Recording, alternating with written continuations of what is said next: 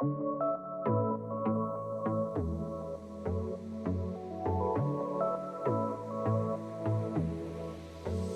everyone. Welcome back to the Nuance Needed podcast. I'm Amanda. And I'm Sam. And we are here today to talk about that fearful, terrifying term, change. How do people change? Can people change? Because a lot of people on the internet, right, say people don't change. Do you think people can change? Absolutely. I think we wouldn't be therapists if we didn't believe that. Yeah, if we didn't believe people could change, we're in the wrong industry. We should have gone into finance. Yeah, I've always believed that, and maybe like kind of naively, I couldn't understand why people were so resistant to change and changing.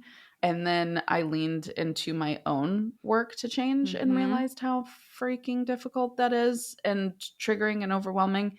So I have a tremendous amount of compassion and empathy for people that are daunted by the idea of change and taking on change. Whatever facet that is, like whatever spectrum or issue it lands on, right? It's always going to be like daunting and intimidating because I just lived it. Yeah. What it requires more so than the change itself is the commitment to yourself. Like a commitment that you're going to choose to honor what you need and what you want, as opposed to prioritizing what you think other people think you should want, or what other people have like flat out told you, like you should want this, and making that decision for you and committing to trusting that you are capable of like following through with what you want to do. Yeah, I mean, I think it's hard because I think that there's I think there's change that we want, right? We want to be able to make a change and we want to be different, that people get very frustrated that they can't change. And then there's like the change that, right, like is happening to us externally that we don't want, that we have to deal with and we have to cope with that. And I think most people who come to therapy want a change. That's the point. That's why they're there. They want to be different. They want to change. And I think I have so much compassion also for, and I've struggled with this a lot, of like, how do we change? What makes someone change? Because I think there's a lot of hopelessness that sometimes comes before, right, a big change of, am I ever going to change? And change is so interesting to me because it's so unquantifiable. I'm sure you have the experience too. A lot of times, like the experiences as a therapist of the people who change the most, a lot of time change is kind of like you're planting all these seeds and nothing happens. People want to give up. And then all of a sudden we have this big change. We have a big growth spurt that happens, but we can't see a lot of the change that happens below the surface. One of like the favorite quotes that I told myself through this whole process, like just thinking about what you said, is you don't eat the fruit the day you plant the seed. And I love like the planting metaphor because I think it is so powerful, because there is so much happening. Like, I don't know if you've ever seen like a cross section of like, you know, those like the clear glass and like you can see the dirt and someone will like plant like a seed or something down below and then like do the time lapse. And like you'll see that like, you know, there's like 6 inches of dirt on top of the seed, but then there's this whole world like happening underneath. And then all of a sudden, like at the end is when you see it like spurt through and you can see it on the other side. And so I'm really glad like you brought that up, because I think for me, that's been really powerful in my own journey, especially as I've, I had a business, it failed. I decided to become a content creator, get into all of this stuff, lean into, building like essentially a private practice, right? Obviously I'm a part of your group, but I built a lot of my clientele, right? In terms of like exposure. And so, that idea of having to have patience with the process and to commit to like doing something every day that like moves it forward. And some days you have really big days. Like when the moving truck showed up at my house, that was like, oh my God, like this is a big day. Like something huge, like kind of sprouted through that. Same thing with like a couple weeks ago when I went to the beach for the first time. Yeah. that was kind of a big like, oh, like I did it. Like it's done. Yeah. It's over. You're here. Like, You moved to Florida. You're at a yeah, beach. Yeah. I'm at a beach and Yeah. I'm going to be home in 40 minutes Yeah. and live the rest of my life. And it's not a Yeah. vacation and I don't have to worry about getting to the airport. Like this is where I live now. Yeah. So yeah, I think, which goes back to earlier what I said with this idea of like, if you, because you had asked me before we hopped on if I would like kind of talk about my experience a little bit with how I leaned into change. Yeah. How did you decide that or how did you know you wanted to move out of Salt Lake City and that you wanted to move? I I hated Utah from the moment I got there. Mm-hmm. But because of You've been there for a long time. I've been there for a long time. But because when I got there, I was still very much involved in the Mormon church. I had moved into like the Mormon community. I immediately threw myself in the Mormon community. You kind of like push all that to back of your mind and you're like, oh, it's just me. I'm the problem. And so I spent years and years and years and years trying to fit in, trying to adapt, round peg, square hole, over and over and over again. And I realized probably like 2019 that I was like, it's not. Yeah. I do not like it here. I'm not happy. I don't enjoy it, whatever. And then even then, I still kind of was like, well, like maybe, I have all these friends. I have this job. I built this life here. It's comfortable. It's familiar. So then I was like, okay, like I'll start a business. Yeah. That'll make it all better. Yeah. So I did that. Yeah. Then I, kind of started trying to, Utah has like a massive entrepreneur community. I tried really hard to build relationships through there and I did. And people were very kind and very nice. But then it was kind of like, it wasn't like finding my tribe. And I was like, oh, like, come on. Like this, like I'm doing all this work. It's not working.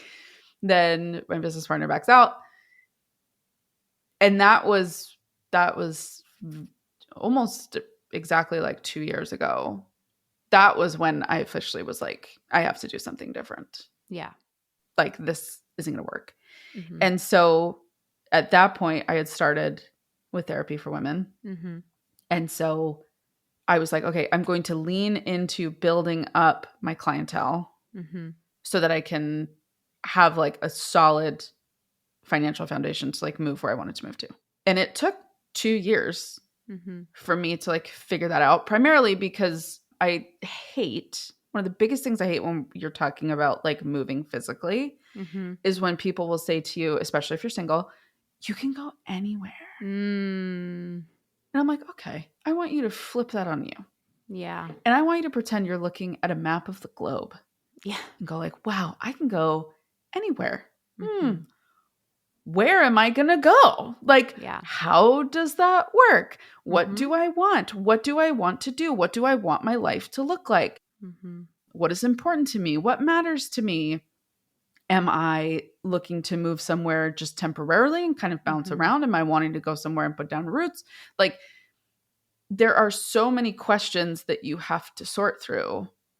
And so many of those questions can become roadblocks if you don't see them as building blocks. And so I think a lot of times with change, and this isn't just for like moving physically. This is if you are wanting to end a relationship, if you're wanting to get a divorce, if you are wanting to change jobs, change careers, if you are changing friend groups, right? Like this. Just changing your mental health. Just changing your mental health. Like if you are listening to this, I'm not saying like I have mastered and figured out the way to like change. We're just saying like I just lived through it. And so like sharing my insights of I think what I realized is a lot of the questions for a long time that I was asking myself of the like, but how, the what, the where, the why, the when, the how, like all of those for a while became like stop signs to me. Yeah. Like I was like, oh, well, like if I'm coming up against these questions, that means I shouldn't do it. When actually it's the opposite. That's the recipe. Like all of those questions that come up and that you ask yourself and you talk about, the finding any version of an answer to any of those questions is going to slowly bring together the direction of the decision that you are going to make. Mm-hmm. Meaning the decision that is best for you.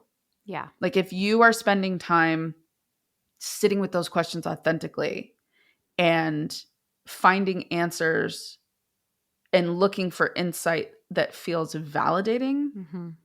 And notice I'm not saying like comforting. Mm-hmm. Because comfort is a little bit of an illusion. Because I can tell you, I was really comfortable. Yeah. I was really, really comfortable. Yeah. And I felt like I was kind of like shriveling up. Yeah. In my life. And so I spent basically like all of 2023 Mm-hmm. doing all of this like internal work and this analysis. And I was like building out my career and all these sorts of things. And I was like, where do I want to go? Do I want to go to the Northeast? Like I visited DC. I went back to New York. I was like looking at Boston. My parents are based in Raleigh, North Carolina. I was like, do I just go to where my family is? And that's like familiar and all this sort of stuff. And I was thinking. And then when my sister came to me and was like, I want to move to Florida. And I was like, no, like, I don't want that. I don't like it. It's hot and it's muggy and like, bleh.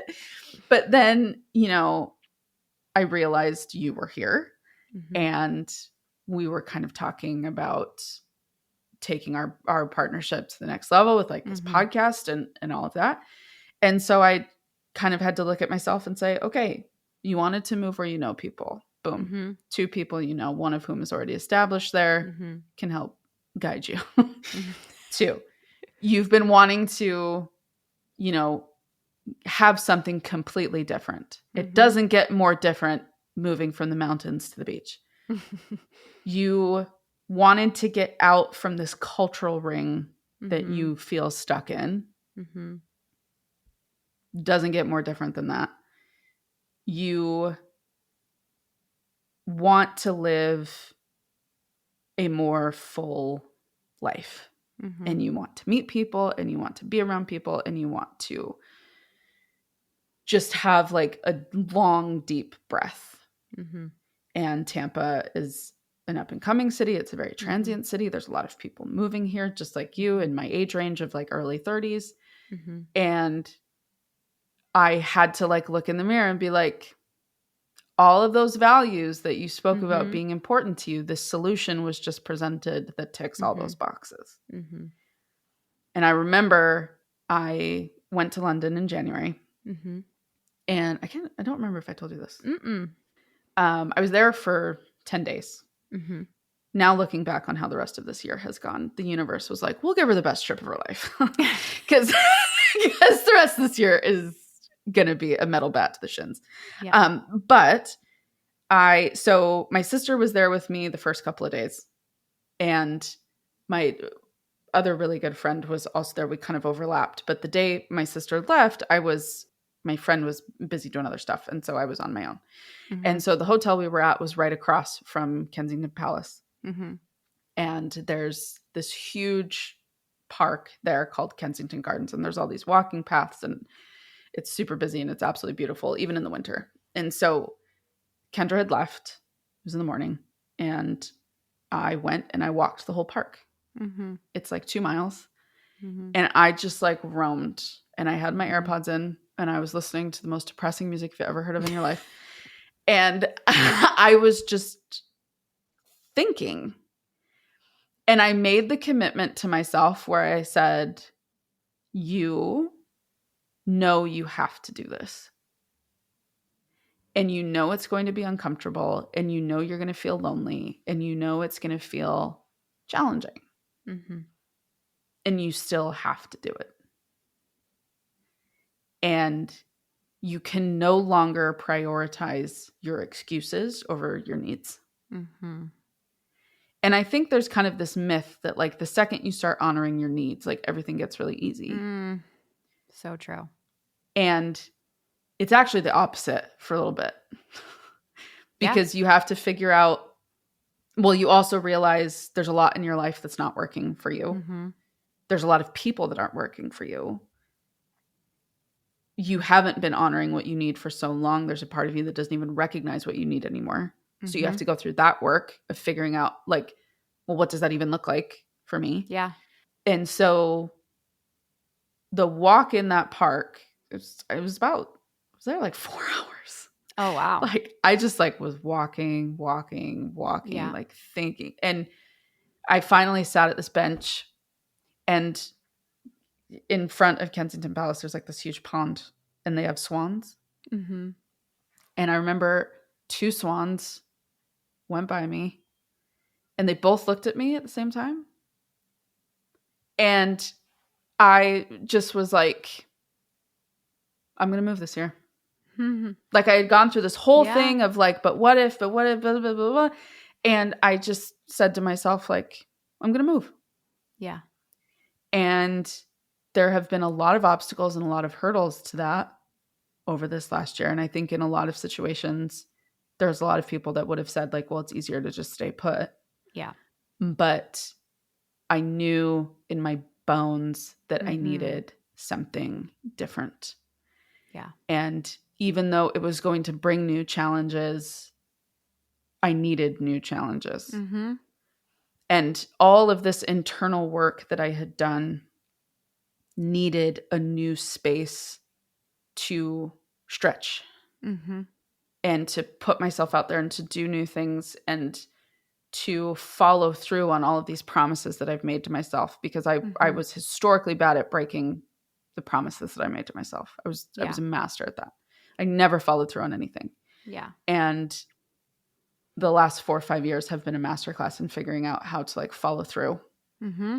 And that's what this was, even with my dad getting sick, my brother needing help, you know, kind of financial stuff that happened and friends and like all this sorts of stuff. I still committed to doing it, and I still followed through. Mm-hmm. And now on the other side, there's been moments where it's a little lonely, but it's been the most wild, fulfilling decision I've ever made. Mm-hmm. And to be on the other side of that and now be exploring the fun parts of it. Mm-hmm. It's been a very, very fascinating experience for me. I think I have 2 things that I really wanted to highlight in what you said. I think number 1, I think there's this myth that when you make a decision or you're when you've entered out of the process of gathering data about the decision, I think there's this myth that you will then feel good. That you will feel like, and I think that's why we stay in the data gathering space. And there are 5 stages of change, if anyone cares, right? There's pre-contemplation, before you've decided anything, you don't even realize you need a change. And then a lot of us stay in contemplation for a really long time, which is this data gathering stage, right? Like, should I not? Pros, cons, hemming, hawing, trying to decide what we want to do. And a lot of us get stuck there. Or I think we also, this is where like those seeds are kind of germinating under the surface and we don't see anything. So we say nothing's happening. I haven't figured it out. There's no point. I'm going to walk away. Or to your point, there's an obstacle that happens while this is sort of germinating. So then we're just like, not going to do it. You know, that's kind of, we get into preparation when we start to prepare for this change. And if an obstacle comes our way, sometimes we abandon and give up. Yeah. But there is always this big tension before, when we've made the choice and before we start taking action on the choice. And that, I think, is one of the biggest reasons people don't make that choice, is because they think they will feel better, they will feel calm, they will feel excited. We so often want to feel differently before we make the change, and we don't realize that no matter what, a change is going to be hard and scary, and we will always have to take that jump between where we are and where we're going. And there is no amount of data gathering that will prevent you from having to make that jump. It will always be a jump. Exactly. That was like to a T, that is where I got stuck for a really long time. Yeah. Yeah, it was a really wild experience to realize like, oh, I know what I need to do and it's going to be the hardest thing I'll ever do. And I think sometimes we bury our head in the sand and we Yeah. don't want to see it Yeah. for a long time, right? Whether you need Yep. to change jobs, whether you decide that you want to have a child or not have a child, whether you know, need to end a relationship, whatever. I think that because it's scary, because it's hard, Mhm. we cannot want to look at it sometimes. Yeah. Or even like I think about it a lot of, because I would say, obviously there's been a lot of big changes in my life, but I always go back to, for myself, like recovery was the Mm. biggest change Mm. because I moved a lot growing up. So moving is not always the biggest change for me because I think I tend to do the opposite. I'm someone who, like, Mm. when things are not going the way I want to, I like try to You're change out. my external circumstances Yeah. Yeah. to hope that my internal ones change. So I think my biggest change has been getting sober and getting into recovery from an eating disorder. And I spent a really long time justifying to myself that my behavior was okay, or it would just like go away, quote unquote, or I would just grow out of it, and not facing the fact that like I needed to actually, right, if I wanted to get into recovery, I had to stop drinking. Like it's Mm. very simple. Yeah. Right? Well, Like it that is what is so frustrating sometimes is it on the surface it does sound incredibly simple. yeah. Like even like with the move, like it's very Yeah. freaking simple. You pick a place and you move. Like Right. and there were some people that like push back on me and they're like, "You're making this complicated." And like, "You don't Yeah. need to." And maybe I was. Like maybe while I was stuck in that contemplation phase, I was hurting my own feelings. And guess But what? sometimes I That think we need happens. to. Yeah, you Like we need to hurt our feelings, I think, sometimes yes. to be like pushed to do the next thing sometimes. Yes. And well, and it's the same thing, right? Like if we're talking about recovery as well and the transition out of addiction, like you have to be in like a pretty garbage place to give up that comfort, Yeah. right? To give Yeah. up that coping skill that feels superior to all other Mm-hmm. coping skills because every other coping skill is going to involve you having to have feelings. 100%. So, yeah, I think yes, it's okay to say the answer itself or the answer that you're wanting or the thing that you're working towards. Yes, it is very simple for someone else to say to you, like, well, just get a divorce, just break Right. up.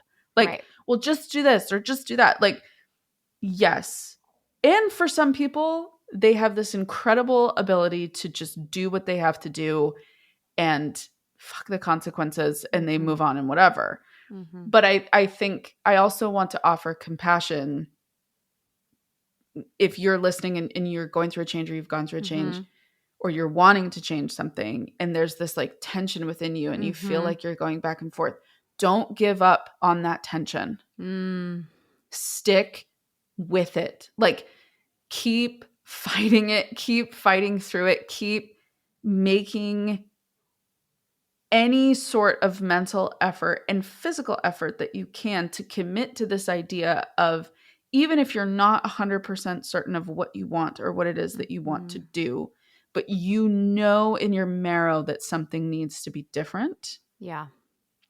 Don't stop. If you are feeling the discomfort, that means you are doing the work. If you are experiencing sadness, if you feel like you're starting to experience grief, if anger is starting to come to the surface, if all of that storm feels like it's coming up, that is the storm that you need to sit in. Yeah. And I know it sounds like I am asking you to do something that is just so counterintuitive to what we are socialized to want. But that storm within you, whatever it is, whatever it looks like, that is the thing that when it dissipates, you will have that clarity of what you want to do and what you need to do. Yeah. And I think the reason I brought up that, like, what on the surface sounds so silly, like, well, I was walking around Kensington Palace in London and, you know, having the trip of my life. But for me, what that moment represents, it was the moment where the storm finally dissipated. The internal storm for me, the internal like back, forth, right, wrong, yes, no, what do I do? That was the culmination of a year of really, really deep internal work and discomfort. Nothing about my external life really changed for about a year. Yeah. While I did all of that inside and thought about it and wrestled with it and figured out, am I really not happy in Utah? Am I just not living life authentically in Utah? Could I do that? Do I need to move to a different town, even if it's just like 20 minutes up the road? Like I went through that. I processed of like, is staying really that bad, right? Like, am I running away from things? Am I like, all of this? And sitting with that and sorting through that made me realize, no, I want to live in the superior time zone again. Which is the East Coast, right? Like, I realized like I'm from the Northeast. I wanted to get back there, but it ended up not panning out, and I'm totally at peace with that. But I knew I wanted to be back out East. And when I was finally sitting in that moment that I had to myself, I was all alone and just quiet, I was able to realize like, whew, okay. I know what I need to do. And because of all of that internal work that I had done, I finally felt ready to lean into the next phase of work, which was the action piece. Yes. Or preparation first. The preparation. Yeah. I was ready to move into preparation. I was ready to start really dialing in and focusing on how to carry this out. And then once I did the preparation, I felt ready to jump into the action. And when the moving truck showed up, I felt ready. If you are listening to Sam and I talk all about change and thinking, I could really use a therapist's help with figuring out how to change, I would love for you to check out my practice, Therapy for Women Center. We have therapists located in 43 states across the country. And if you're local to the Philly area, we have 3 office locations there. And if you actually live in the Tampa Bay area, we are looking to start opening offices there this year. We're also looking to open an office in New Jersey. So check us out at therapyforwomencenter.com. Well, what I was going to ask you too, because I think a lot of times I love what you just said about there's like a moment often of stillness. And I think this is why I'm so interested in talking about ambivalence, like around motherhood, deciding to have kids or not, because I do think, similar to what you said, I think that the storm, the ambivalence, the hemming and hawing and questioning is very important and does give us a lot of answers. And if we just act like ambivalence is bad, we're like missing out on a lot of interesting things that are trying to tell us something interesting and important. And what a disservice to just act like, right, like in your case, like, well, you've lived there for forever, so you should just stay. Or you, of course, everyone has kids, so you should just have kids, right? Like, or of course you're married, you should just stay married, whatever. When there's something that you're questioning that you want to, and I think the questioning is so powerful. And I think that sometimes what happens is we have this moment of peace, we feel an answer, we feel settled, we kind of decide. And then we start going into preparation or thinking about the preparation, and then all the anxiety and ambivalence rushes back in when we have to think about the logistics. Like, I'm sure there was a moment for you after you decided, and then you had to be like, oh my God, how am I going to move across the country? How am I going to like the logistics of it, right? Of the moving truck, and how do I bring my stuff, and what does this look like, and blah, blah, blah, blah, blah, right? In the same way that if someone decides to have a child, for example, or get sober or leave someone, then you have the logistics that come back in. And I think it's very important. I want to distinguish for people that is a different phase, right? Like you're starting to get into preparation. And I think we can think the ambivalence or anxiety that rushes back in the preparation means that we shouldn't do it. Ooh. Right? Like we combine 100%. Those steps and think, oh no, I didn't like, I actually shouldn't. I was wrong in that moment of peace I had, and I made the decision. When you're not realizing that that is a separate stage, and you're just dealing with the new ambivalence, the new fear that comes with preparation, because there will be new stuff that comes with the preparation. When the action comes, that might be a more that comes. And then actually, right, there's 5 stages of change. Maintenance, which is kind of like, it's where you are, Sam, right? Like you've moved. Then there's even, it's so fun, guys. It's anxiety and every step. Every part of this sucks. Right? Then when you've moved, the aftermath, maintaining staying there like comes with more doubt a lot of times too. And I think people think the anxiety means we made the wrong choice.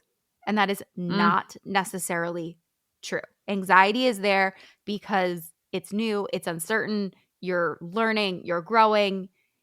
And yeah, I mean, like I have a lot of advice, but like my best advice, I think, in this is like, anxiety doesn't mean you're doing something wrong. Anxiety is like illuminating the tension. But I think people really think anxiety is a marker and how we feel is a marker. And emotions are not always markers of, right? Like current emotions, right? Yeah, they're not always a perfect representation. Just because you have anxiety doesn't mean you're doing something wrong. That is like so poignant to me, because I think when anxiety is a primal instinct that we all have that is meant to keep us alive. Yes. So literally, it's the thing that when you go to bed at night on the day a bill is due and your head pops off the pillow and you go, oh my God, I didn't pay that. That is meant to keep you alive. That's meant to keep from getting your shit repoed, right? Like that's just meant like to kind of keep you from running from like a bear. Yes. Or keep you alive from being eaten by a bear. Yes. To keep like your survival senses heightened. So when we're talking about anxiety in kind of the modern sense, a lot of it has been hijacked. We haven't been taught how to deal with it. It's either like you completely ignore it or you lean into it completely and let it dictate your life and decide what you do or you don't do. When in reality, there's a space in the middle. And something that I had to do towards the end of last year was recognize that I had to make peace with the existence of these feelings within me. I had to stop this like fight of like, well, it has to go away, or like when I feel this way, I'll do this, or right. Like there had to be a change in the power structure of what I engaged with and what I didn't internally. Yeah. And to recognize that, just as you said, like the anxiety coming up, the anger coming up, the grief coming up, any of those things coming up was an indication that I had to take a moment to pay attention. Right? To kind of listen, like sit with like, why am I feeling this right now? Like, well, what happened today that came up that made me feel this way? Or like, oh, you know, I'm also, I think I want to call attention to, I am like stupidly sentimental. Like truly, it's ridiculous. Like the favorite grocery store that I had when I walked out of there the last time, I'm like, wow. I am that way too. This is the last time I'm going to be in I am like that too. Like I had the worst experience in college ever. I like hated college because I was like a lunatic. I did too. Different reasons. I hated it because I was, like in my addiction. And I remember like being so sad. And it's just like, what are you talking about, Amanda? Like, why are you feeling this way? And so I think there were a lot of moments where I could have seen that as like, oh, this means like you don't want to leave. Yes. Like you're feeling this because like you want to stay. Yeah. And it was like, no, I'm a human being that's multifaceted, and I've had experiences here, and I have memories here, and I have things that matter to me here, and I get to grieve that. And that's okay. And the grief that I'm feeling is indicative that I'm making a huge change, not indicative that I'm making a huge mistake. Yes. Yes. Yes. And it was like all of this internal work. And I think I want to, part of why I have been like talking about this move a little bit more on my socials and things and making content around it is because I do think there's kind of this like movie montage sequence we all have in our minds that like the second we change, like we make all the right moves and everything works out and there's like a fun peppy song attached to it and it's funny and like we're getting our spark back and like all of this stuff. And like, yeah, there were moments where I had that. But I think I just want to normalize, like, if you feel that when you ask yourself these questions, whatever the change is, whatever you're thinking of, you're wanting to do differently in your life, any of the tension or negativity that you feel surrounding that has no bearing in meaning of like, oh, this is dumb or I need to stop this or this is a bad idea. Like, sit with it and embrace it and see it as like nobody has ever died from a feeling. They have died from the actions they take as a result of the feeling. But to simply feel sadness, to feel anxiousness, to feel anger, to feel resentment, embarrassment, whatever the negative, difficult emotion is, to sit in that space is not going to end you. It's like the mental gymnastics you do around the emotion that cause the exhaustion and prevent you from actually just processing it. Yeah. Right. The energy we spend trying to not process it. Yes. Like the mental energy of like, I shouldn't be feeling this way. I shouldn't do that. Like, oh, but that's, I don't really feel that way. Like, no, like that's me. Right. Like it's so futile. And like, I have clients come to me and they're like, well, what? Like I'm feeling my emotions. Like, why am I stuck in them? Because you're not feeling them. You're judging them. You're judging them and you're shaming yourself for having these feelings. Yep. Instead of just saying like, I feel sad today. And as a result, I'm going to be a little gentle with myself. Or I'm feeling angry. And so I'm going to be fucking angry. And I'm going to warn the people in my life that I'm angry. And it is not about them. Yes. It's about me. And like, that is how you actually sit with all of the mess and that storm that I spoke about earlier in honoring all the parts of you. And that to do something big and to do something different is bold and it's brave and it's crazy. And there will be people who will project onto you like you would not believe and will say like, I wouldn't do that like that. Well, I could never do that. Like those people get to be over here and you get to just focus on you. And I think that's like the biggest message that through just like being a little more open about all this is saying like, it's meant to be messy. Yeah. Yeah. I totally agree. I think that is the whole point. And it's a sign that you're in it and you're doing the work, not a sign that there's something wrong. Yeah. Maybe there's some like part of why we're going through this is because maybe there is something wrong on the external. Right. But yeah, absolutely. I think you said that really beautifully, that like to be experiencing these things, to be having these thoughts, to be having these desires is innately human. And I think for women specifically, we are socialized and taught to betray ourselves so often in so many ways. And we are taught to give and give and give with no thought to us. And we are taught to ignore what goes on within us, and it's minimized, right? Like think anytime you have a feeling, are you on your period? Like, are you on your this? Like there are excuses in language that we have put around the female emotional experience. And actually I hate the word female, the emotional experience of women.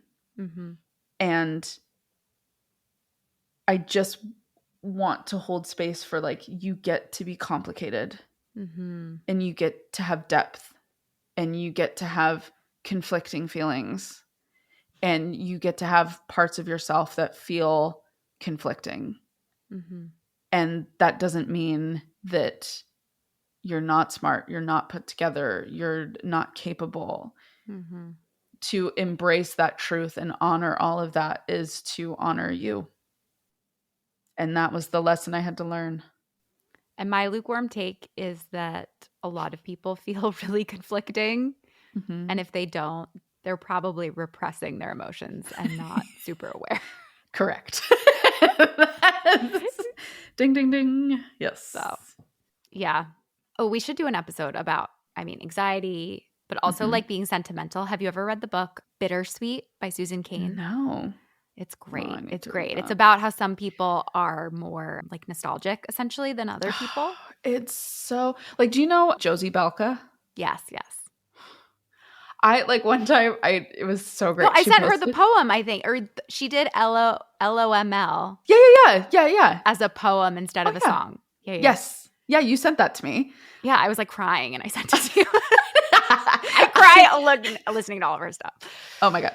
At the end of every episode of Great British Baking Show, I will cry. In every episode of Call the Midwife, I will cry. All of it. I cry so easily. But yeah, like Josie, one time she said, like, people will say to me all the time, like, oh, like, I wish I felt as deeply as you. And she goes, no, you don't. Yeah. No, you don't. She goes, the second my friend gets out of the car, I'm like, wow, this passenger seat and what it means. And like all this stuff where she's like, I'll see a squirrel and be like, wow, do they have a family too? Do they have feelings?